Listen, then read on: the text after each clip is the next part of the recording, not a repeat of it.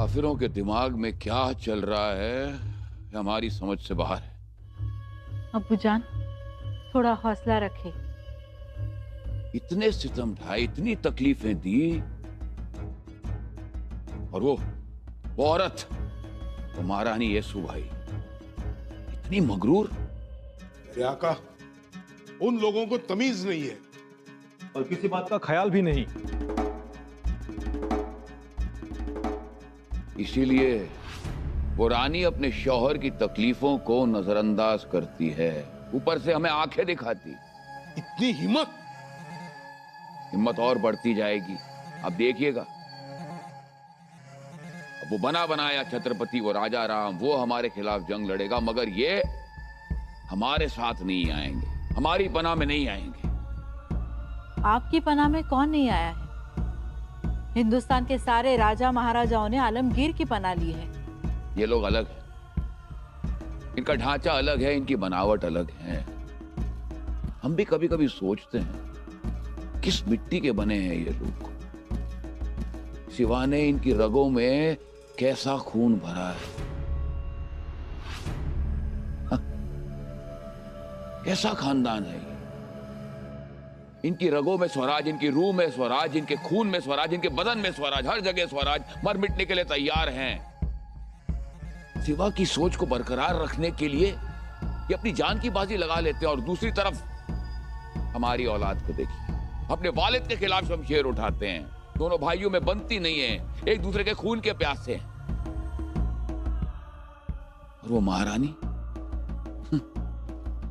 अपनी खुद की औलाद को तख्त पर नहीं बैठाती है, उसके बदले अपने शौहर के सौतेले भाई को तख्त पर बैठाती है। या खुदा, जहांपना, मगर हम उस अच्छाई का मखौल उड़ाएंगे, सिवा की सोच को जड़ से उखाड़ फेंकेंगे।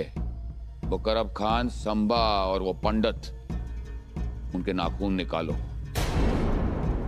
सारे नाखून। उसके बाद पनाहलगढ़, सिंहागढ़ और पुरंदर, इन सब पे घेरा डालो, सब पे घेरा डालो। जी जहांपना। खुदा,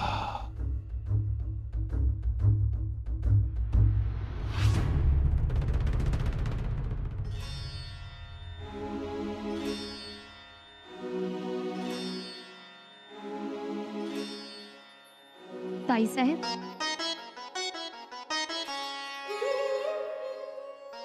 ताई साहेब,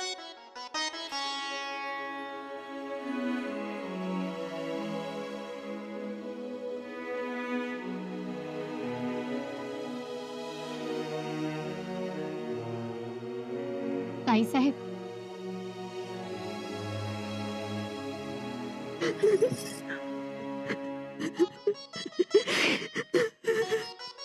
ताई साहेब,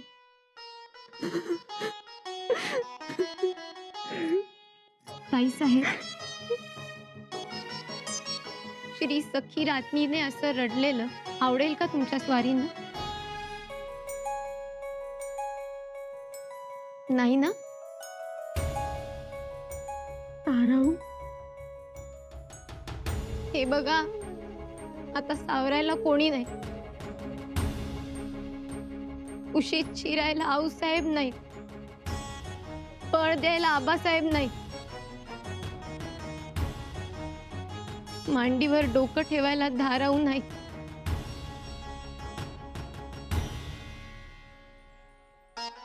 कळतंय हो आम्हाला,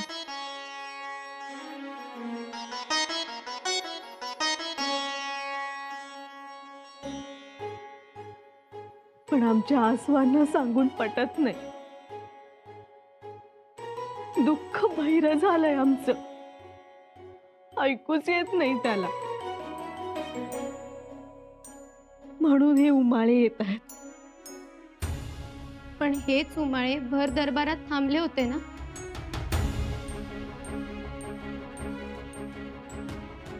दरबार होता तो, नव्या छत्रपतींसमोर रडणं रीतीला धरून नाही.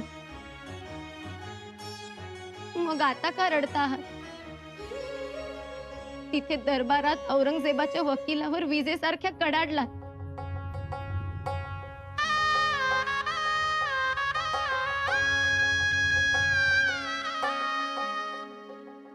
ताराऊ, एवढा बाका प्रसंग असताना तुम्ही पुन्हा उभ्या राहिला. एवढंच नाही तर एक छत्रपती कैदेत असताना तुम्ही दुसरा छत्रपती सिंहासनावर बसवला. हो, बसवलं. एवढंच नाही तर एक नवा पायंडा पाडला. छत्रपतींसाठी स्वतःच्या मुलाला सिंहासनावर न बसवता तुम्ही आपल्या दीराला सिंहासनावर बसवलं. असा कसा निर्णय घेतला तुम्ही? निर्णय चुकीचा घेतला का? ते आम्हाला नाही माहित. कदाचित तो बरोबर असेलही, पण स्वतःच्या मुलाचा सिंहासनावर हक्क असताना तुम्ही आपल्या दीरास. तो विचार आमचा नाही, आमच्या महाराजांचा आहे.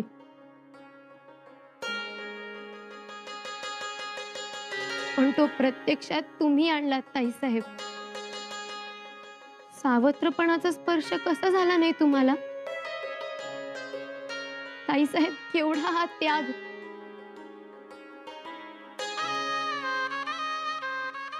ताराऊ,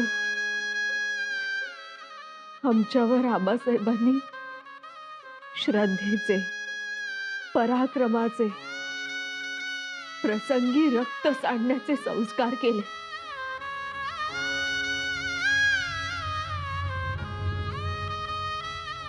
ताईसाहेब, छत्रपतींच्या गळ्यात कवड्यांची माळ असली तरी सबंध आयुष्याला कवडी करण्याची शिकवण हौसाहेबांनी दिली आम्हाला. आम्ही वेगळं काय करतोय?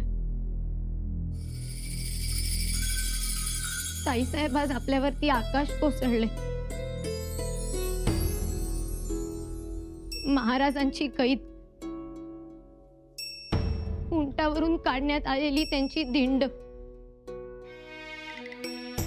शत्रू सरदारांचं स्वराज्यावरचं आक्रमण,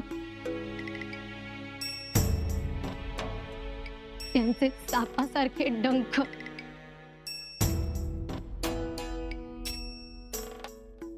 आणि या गोष्टींनी खचून न जाता तुम्ही खंबीरपणे उभ्या आहात.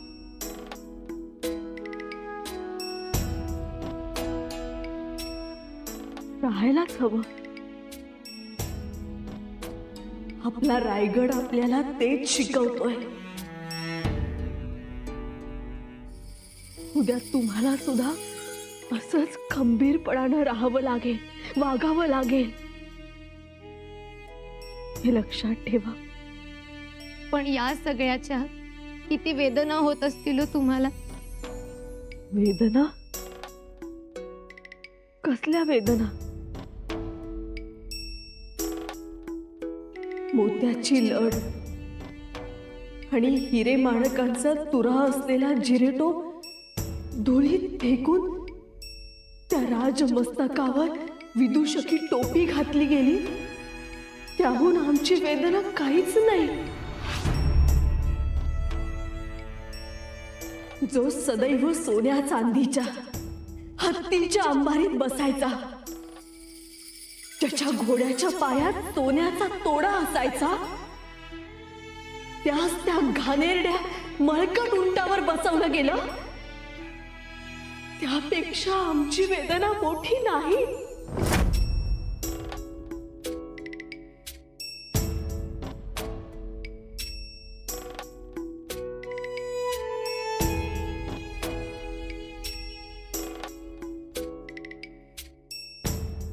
परंतु एक निश्चित,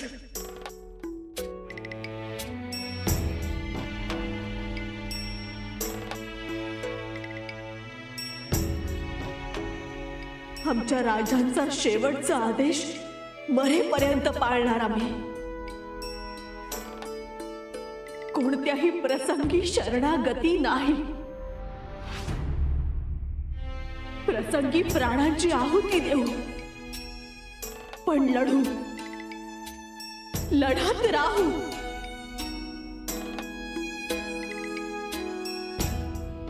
आम्ही रणझुंजार शूराची सकल सौभाग्य संपन्न पत्नी आहोत.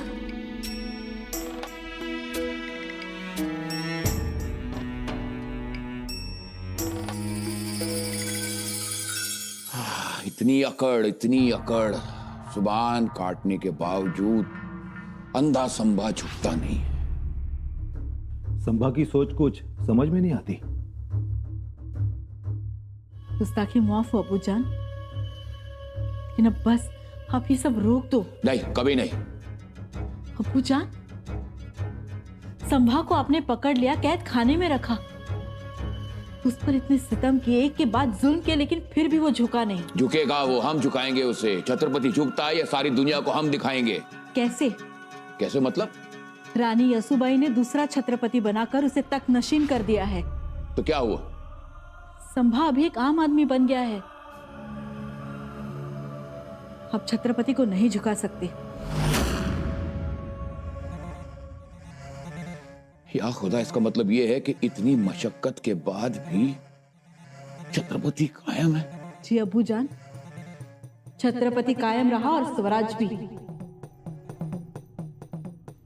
इसलिए हम कह रहे हैं, हमारी बात मानिए. या खुदा, ये क्या हुआ? अब संभा को जल्द से जल्द मौत की आगोश में भेज दो. यही हमारे लिए अच्छा होगा. क्या कह रही हैं आप शहजादी? हम बिल्कुल ठीक कह रहे वजीर आला. आप संभा को धीरे धीरे मारोगे, उसे तकलीफ देते रहोगे, तो उसकी रैयत के दिल में हमारे लिए नफरत के शोले उठेंगे. इससे अच्छा उसे खत्म कर दो. स्वराज मातम मनाता रह जाएगा और हम भी नफरत से बच जाएंगे. नहीं नहीं, हाँ, हम ये नहीं मानते. अबूजान, आप ही देखिए, इतने जुल्म सितम करने के बाद भी संभा हारा नहीं, उल्टा उसने हमें हराया है. किसी भी तरह हमें जीतने का मौका नहीं दिया. हर तरह से उसने हमें शिकस्त दी है. जीनत, आप मानोगे नहीं अबूजान, लेकिन यही बात सच है. संभा आज भी बिना हथियार, बिना तलवार, बिना आंखों से वो लड़ रहा है. बिना जुबान वो बोल रहा है, दहाड़ रहा है, और आलमगीर बादशाह खामोश है. अबूजान, आप ही सोचिए, ये पका हुआ खजूर नहीं, एक जहरीला खंजर है. इसे जल्द से जल्द मिटा दो, वरना मुगल सल्तनत के कलेजे में ये गहरी जख्म कर देगा.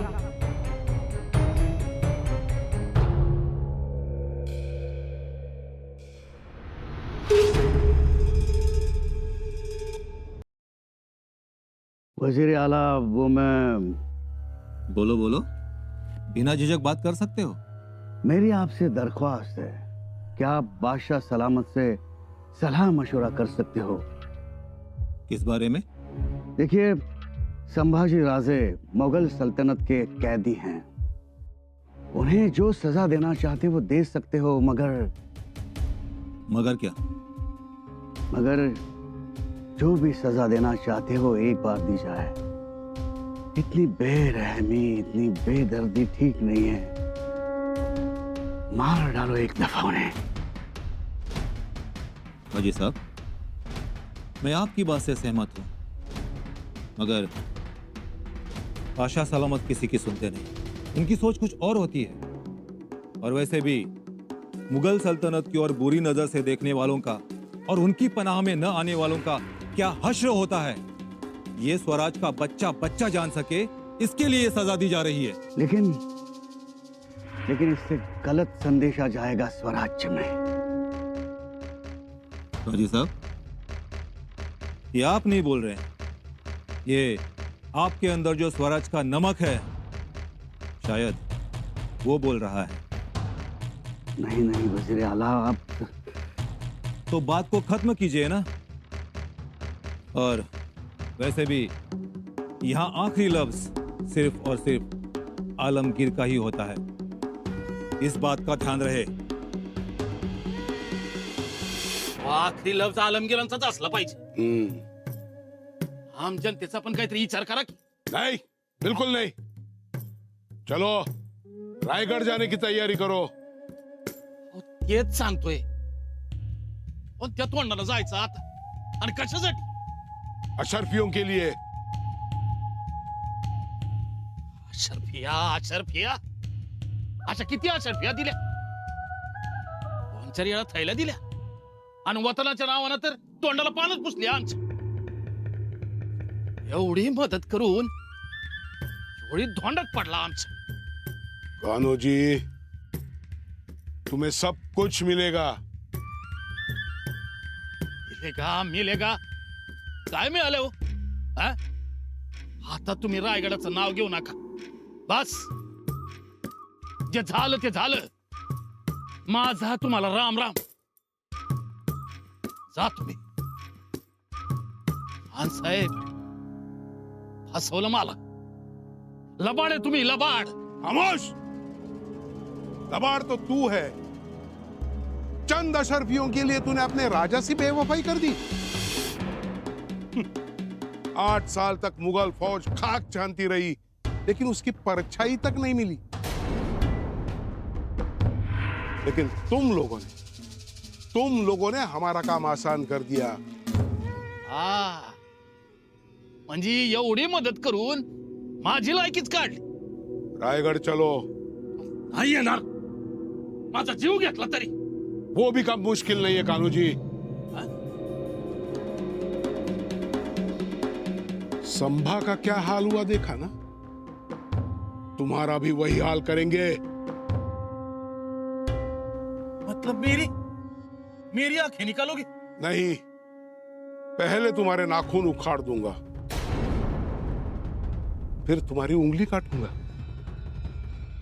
बाद में तुम्हारी खाल खींच लूंगा, ताकि तुम अपनी आंखों से अपनी बेवफाई का हश्र देख सको। खान साहब, कान्हो जी, मक्कारी की चद्दर इतनी छोटी होती है, सर छुपाओ तो पैर खुले रहते हैं, और पैर छुपाओ तो सर खुला रहता है।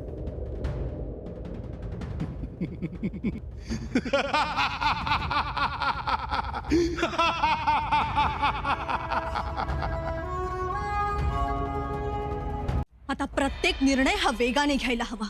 हो ताई साहेब। स्वराज्याचे सिंहासन मोकळे राहिले नाही, त्या सिंहासनावर पुन्हा छत्रपती बसले, ही गोष्ट औरंगजेबास न रुचणारी। पण भीती एकाच गोष्टीची वाटते, तो औरंगजेब या राज्याभिषेकाचा राग आपल्या दादा महाराजांवर तर काढणार नाही ना? काढणार, कारण त्याला स्वराज्यात छत्रपती ठेवायचेच नव्हते, पण त्याची ही इच्छा कदापिही पूर्ण होणार नाही। वहिनीसा, आम्हाला संमती द्यावी, आम्ही फौज घेऊन निघतो आणि त्या औरंगजेबाचे पारिपात्य करतो। ही गोष्ट एवढी सोपी नाही बाळराजे। घराचे आडे वाळवीने पोखरले, तुळ्यातून भिरून नांदत आहे, अशा वेळी संयम ठेवायचा।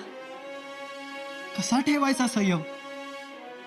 आपल्या आबासाहेबांना आठवून ते नेहमी म्हणत असत, प्रत्येक वेळी घोडाच फेकायला हवा असं नाही, तर कधी कधी ढाल फेकूनही पळता यायला हवा। म्हणजे बचाव करायचा। हो, बचाव करायचा, पण युद्धाचा पवित्रा घेऊन। दाईसा, तुम्ही गडकोट सुरक्षित ठेवण्याचे आदेश द्या, गडावरील शिबंदी सज्ज राहण्यास सांगावे। जी वहिनीसा। मोगल सैन्य रोरावत आलं तरीही त्याला प्रतिकार हा करायचाच। युद्ध संपलेलं नाही, ते आता सुरू होईल। राणीसाहेब येसुबाईंच्या आणि छत्रपतींच्या आदेशानुसार पुन्हा युद्धाची तयारी सुरू झाली। लढण्याचा बाणा पुन्हा मर्द मावळ्यांच्या मनात कारंजासारखा उफाळून आला। स्वराज्याच्या माहेर घराला आणि महाराष्ट्र लक्ष्मीच्या महनमंगल राजमंदिरास राखण्यासाठी पुन्हा वाड्या वस्त्यावरची तरुणी पोरं हातात शस्त्र घेऊन तटाटून उभी राहिली. शेतापोतावरची झोपडी किल्ला झाली. बांधावरच्या गवतास भाले फुटू लागले. सह्याद्रीच्या उभ्या पत्थरास ही लखलखती धार चढू लागली. काहीही करून स्वराज्याच्या सौभाग्याचा हा भगवा रायगडाच्या अभेद्य बुरुजावर फडकवत ठेवायचाच होता.